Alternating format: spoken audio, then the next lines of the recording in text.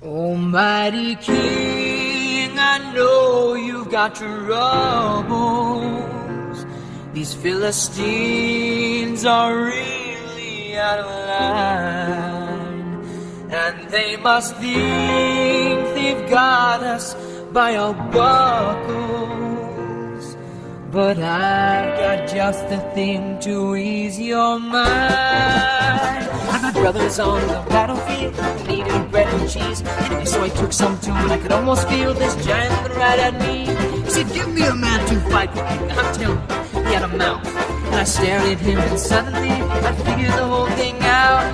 Give me just one chance to prove he's just a man. I mean, really, no one can deny God's people. Yes, he raises reds and dusts with song and dance, but I'm not in his trance, so give me just one chance. Jesus cleanses the temple. This is found in Matthew chapter 21, verses 12 through 13. It's also found in Mark chapter 11, verses 15 through 17. It's also found in Luke chapter 19, verses 45 through 46. And finally, it's found in John chapter 2, verses 13 through 22.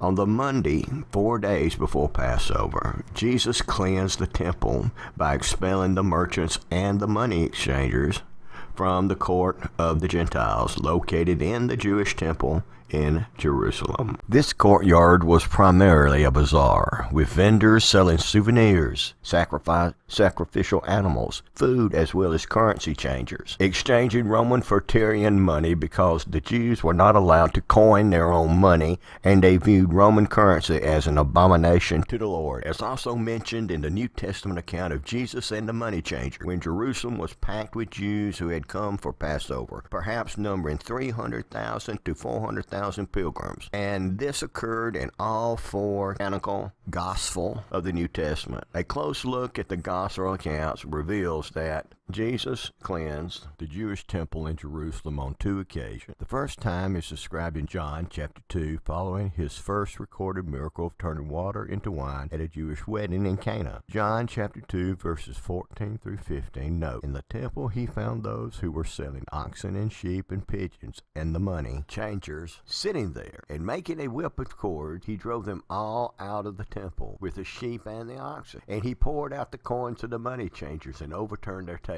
This took place before Jesus met with Nicodemus, see John chapter 3, and the woman at the well, see John chapter 4. 3 years after his first temple cleansing, Jesus returned to Jerusalem for the Passover, entering in triumph in what has become known as Palm Sunday. See Matthew chapter 21, verses 1 through 11.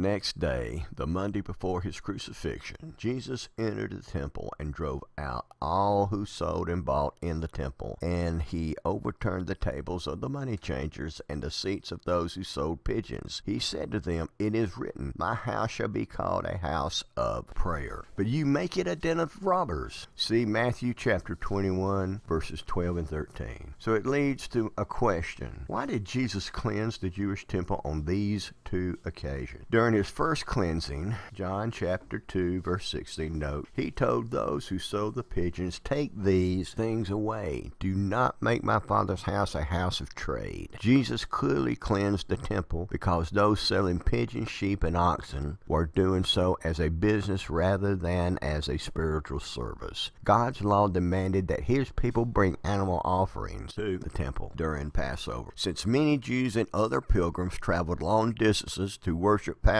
in Jerusalem, it was better for them to bring money to purchase their offerings for the temple when they arrived in Jerusalem. Unfortunately, some sellers then began profiting from the system. This misuse of the temple system of worship was what angered Jesus. During the second cleansing, Jesus again rejected the Jewish system of money-making from God's Passover. He overturned the tables of the money changers and the seats of those who sold pigeons. The temple was to be known as a house of prayer, not as a place where merchants took economic advantage of people. The importance of the second episode is signaled by the fact that within a week of this incident, Jesus is dead. Matthew, Mark, and Luke agree that this is the event that functioned as the trigger for Jesus' death.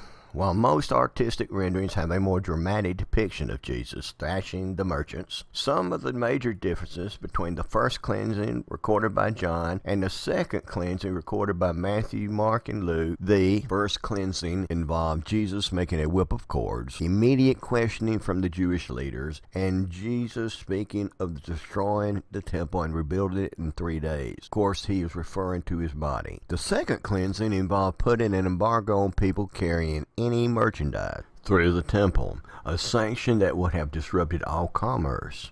See Mark chapter 11, verse 16. This occurred in the outermost court of the Gentiles.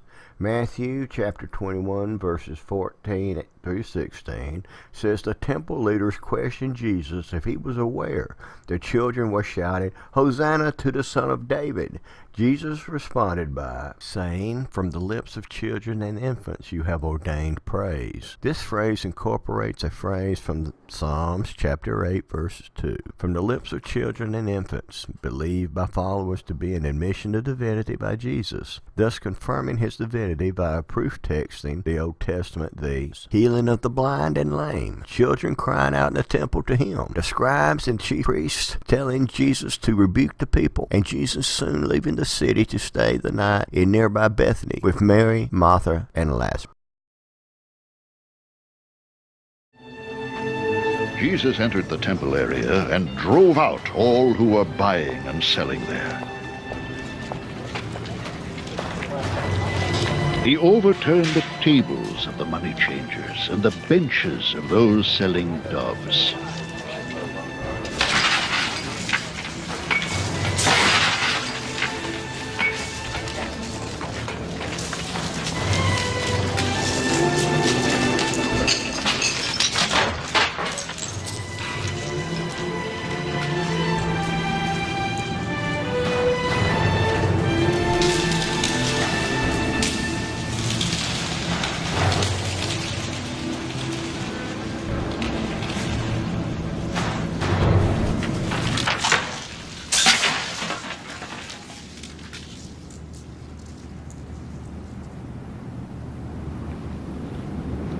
It is written, He said to them, "My house will be called a house of prayer."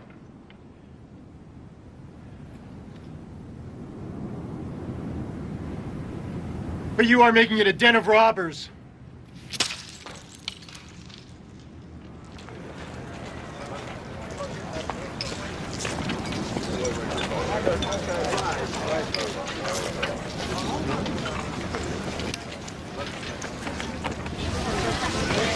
The blind and the lame came to him at the temple, and he healed them. But when the chief priests and the teachers of the law saw the wonderful things he did, and the children shouting in the temple area, "Hosanna to the Son of David!" they were indignant. Do you hear what these children are saying? They asked him, Yes. replied Jesus.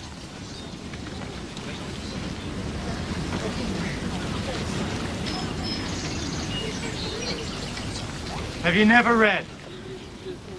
From the lips of children and infants, you have ordained praise.